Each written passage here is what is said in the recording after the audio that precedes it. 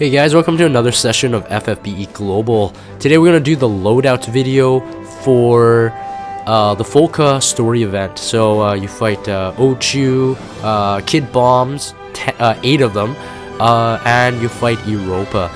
Like I said in that video, if you guys haven't checked it out, check out that trial video for the full, I screwed up at the very end there. It was cutting it really close. I was really debating. I'm like, oh man, can I beat this? But I really want to get all missions, you know, the perfectionist in me. Eventually I did do it, obviously, and so therefore I'm going to make out this loadouts video. This is the team I went with. I've seen a lot of people go with like different strategies, but basically the main thing for this entire bonus stage is roll compression. So you're basically going to be making every single one of your units have multiple rolls. I would say like 2 to 3 rolls, and if you don't have that, I don't think you can beat it easily.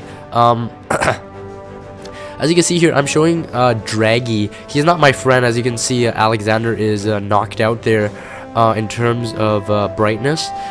He's not my friend, but I brought him as a showcase here because Gilly, who's a member of my Discord, Gilly, you get another shout out, so 2 videos in a row. He set up his TT for me, and also Morchix get a shout out too. Morchix set up a TT with Alexander Machine Killer for killing Europa ASAP, and I failed those ones. Like I didn't get the turn rotations down, and so I didn't get to use Morchix. But thank you, dude, as well for setting it up. Draggy, we're just gonna quickly, I guess, feature him. There's really no point, but he's actually a really powerful TT. To be honest, I think he's the highest ones out of Gilly and Morchix. He probably has the best gear here. Most HP, most magic, but regardless, I wouldn't be able to use him because his Alex doesn't have killers. Let's move on to my team. So here we go. A couple things to note. I'm just gonna go in my equipment. Actually, for the Espers, I actually want to talk about it a bit first. So Phoenix on Awakened Rain was only for a quick, full re-raise because he is built with probably the most survivability out of everyone. He has a ton of elemental resistance, which both Europa and Kid Bombs do elemental damage. So he has the most elemental resistance. So I was thinking like, okay, for more survivability, he'd probably be the last one to survive. And if we get like a really lucky like off turn or something, evoke Phoenix, re-raise the entire team, and then we should be reset and ready to go. I didn't have to do it, it's fine. Kryla with Bahamut because you have to kill Europa with an Esper. Rem with Rama because Rama has Dispel learned, and you really need Dispel. If you don't have someone that can run like, let's say, Dispelga, you need at least single target Dispel. My Trance Terra, not much to go into for the Esper because the magic machine killer on Alexander, really good on Europa. He has a ton of HP, really beefy, and you want to kill him ASAP, otherwise he can wreck your team if you can't sustain it. For Demon Rain here, I have Diablos on him, not really for anything, I think. He could be replaced with anything else, but I was thinking, if it was for an Esper kill, but perhaps I could use it as well because it has a slow animation. So anyways, let's get into the gear. So Awakened Rain here, very kind of unorthodox. I have Riku's pouch on him, which turned out to be useful. I was going to use it for Chaos Grenade for 30% break AoE, but I actually did use it for Eccentric when I need to pump up the Limit Burst fill on Ochu, since you need a 3 Limit Burst done for one of the missions, and since if you kill too quick, you either have to grind the orbs naturally, or something like Eccentric boost your LB fill is good. So like I said, roll compression, multiple rolls in every single unit.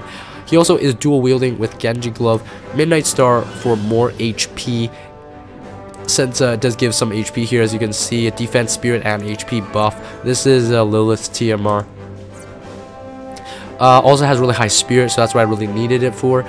Dual wielding Brotherhood because he was my water elemental damage dealer. You need all 8 elements. So if you take a look at this, take a look at the chart, all 8 elements dealt to the bombs. You need at least someone that could cover multiple elements, or all your units has to cover at least 1.5-ish elements in order to kill off all the bombs. And he was my water elemental damage dealer. The reason is because go back in here, sorry. Reason is because his skills, let me take a look here. Special, I was using Rising Ray. This is a neutral skill, it's a physical attack with dealing magic damage scaled from spirit. So like I said in my trial video, if you watch that, it gets really confusing, but because it's a physical attack, it's dual wieldable, so he could cast it twice. That's why he's dual wielding, so he could be able to do a lot of water damage to the bombs. Now he ended up also using this earth skill, earth explosion, also the same thing, physical attack, magic damage, skill from spirit, does earth elemental damage, but since he was wielding a water weapon, what I did was use this to chain with Rem's Quake on the wind elemental bomb, who is weak to earth. So even though it's half chain because you're doing 2 elements, it was still a chain, enough to build up the quake damage in order to kill them off. So it's just something that you know, I put together. I thought it was pretty cool. King's Armor, of course, really useful. You can get this free, which from a past event, type 0 event. But you can look at that, you know, 50% all ailment resistance, which I didn't really need. But 20% all elemental resistance, very useful. Use Kryla's Veil here. Technically, I could have used like something like what's his name, Zargaboth's helmet, which covers everything but dark. But I ended up going with this because it has higher spirit. Again, his attacks or damage is scaled from spirit, so I wanted to go with higher. He had Wave Cannon. You can get this from Iron Giant Trial. It's a CD skill, but it does a really good defense and spirit break. 50%, very high, but only once, usable once every 2 turns. I did use this for Europa's ads, because you want to kill them ASAP. Otherwise, Europa and the ads, they will chain your guys to death unless you can cover the elements that they're dealing. So this is what I did with a 50% break. You can get that again like from Iron Giant. Calamity Border, if I remember correctly, this is from the Moose trial. At the time when I got it, I'm like, yeah, whatever, I'll never use this.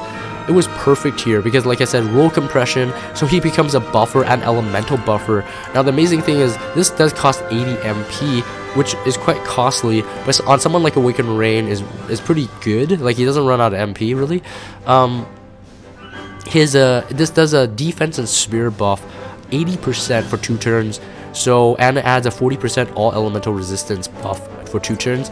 Again, helps surviving Europa. He does, I think, 3 elements, chainable. It looks kind of like Aurora Ray. It's like really fast, like a lightning gun, pretty much. And this helped me survive a lot. So keep that in mind. These 2 are available pretty much for free if you haven't done all the previous trials. I'm gonna feature Kryla here. Of course, she was a pretty MVP. Pretty broken unit, I would have to say. Again, dual castable skills, imperils 50%, dual element imperils, and also dual castable breaks. Now I have enhanced all 4 of them: defense, spirit, attack, and magic break, all the way to +2, which is 65% on demand break. Extremely potent. She is probably one of the best breakers until Lid gets her enhancements in terms of, let's say, single target dual castable breaks that are high percent but without using LB, right? So we got other breakers, of course, using LB, but you have to spam it. And you know, there's pros and cons to single target breaks versus AoE breaks. Obviously AoE breaks, you don't have to care about it, but single target breaks, there's more control in a way, because you can you know, slap in an elemental imperil plus a break, which I did do when I was fighting the bombs. So I was like breaking their spirit, and then also breaking the, or sorry, imperiling the element that they're weak to, so adding further damage. She has Summer Whip on, which actually helped me do Europa's elemental mission. I think you had to do a fire, lightning, and earth. On and off turn, I just, you know, did it with Rainbow Whip, the skill here, Rainbow Whip. Do all those elements, and it was out of the way, and then we were good to go. You know, yeah. I also gave her TT's STMR, since Kryla generally has MP problems because all her skills cost quite a bit, and you kind of have to like use her non-stop. So having TT's STMR cuts that MP cost in half, and of course having Ring of the Lucii on, she has a really high innate physical dodge, which can help as well, and I think it did help me. Otherwise, she's pretty beefy too, actually. 12,000 HP. But Ring of the Lucii mainly because I wanted to use Alterna for magic kill missions.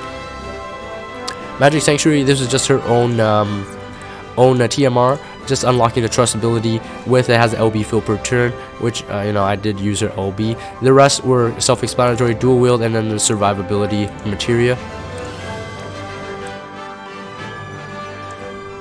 Rem here was really MVP. For the bomb trial, she has tornado and quake, so able to do those.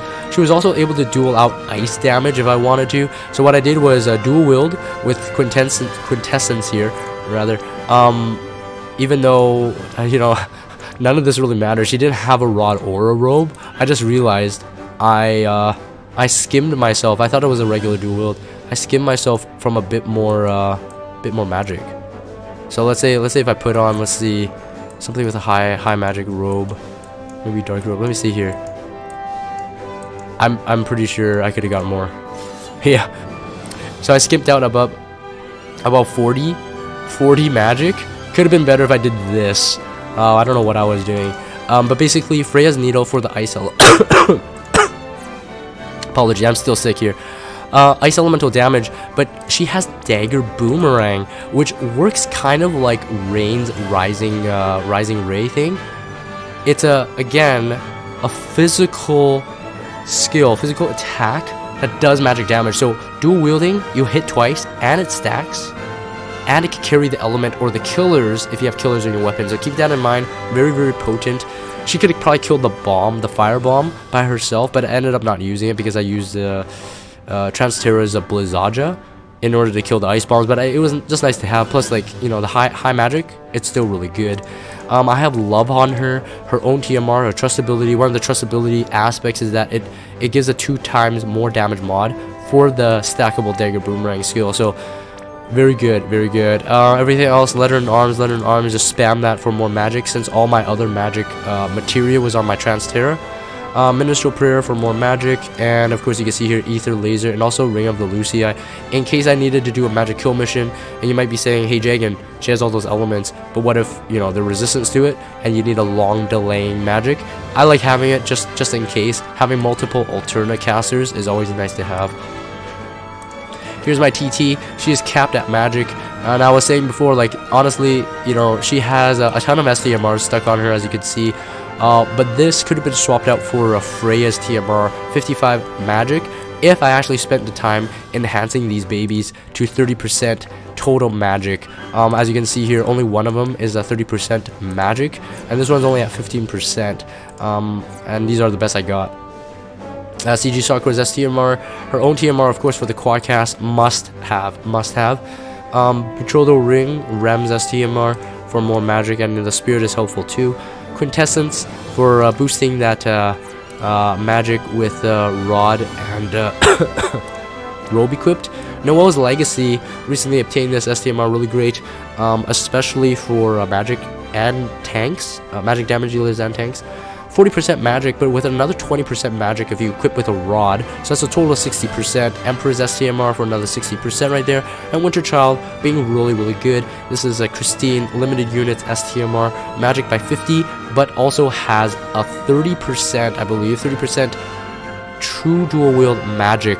So total magic equipment, 30% of that added to it. That's why she has a 2,236 magic with her own TMR on. It's pretty high, but I could do a lot better if I had better rods and even Freya's TMR. This is my Awakened Rain. He is set up with Excalibur to do light elemental damage for the Shadow or the Dark Bomb. So the Dark Elemental Bomb needs light element, and that's what he had there. It was also good because it turned out I grinded Europa down to 4% HP, which was really, really risky if I held any other weapon that could deal damage to Europa, because his counters are insane and he counters a lot. But since Europa was light elemental resist, it worked out perfectly because I did 0 damage while Europa is hanging down at a 4% HP. I wanted to get the Esper mission, so I needed him not to kill Europa. As you can see, I've set him up for evasion build. I have Protect Grappler because I didn't want him to proc any Ring of the Lucia counters. I prefer, because he's a counter monster, I prefer him to use all the procced counters on his actual counter, which is a 300 times, so 3 times damage mod, 300 times. 300%, which is insane. So having a Protect Grappler, Rico's TMR was perfect for him here. So anyways, if you guys want the strategies, actually, like, you know, in the fight and watch me fumble, make sure you watch to the end of that 44-minute long trial video. But as usual, I'm gonna end this here, and hopefully that has been helpful for you guys to theorycraft your own team. As always, it's been a pleasure to make these videos. If you guys have Discord, check out the Discord server, follow me on Twitter, and subscribe to YouTube if you haven't. As always, thank you guys for watching, and I will see you next time.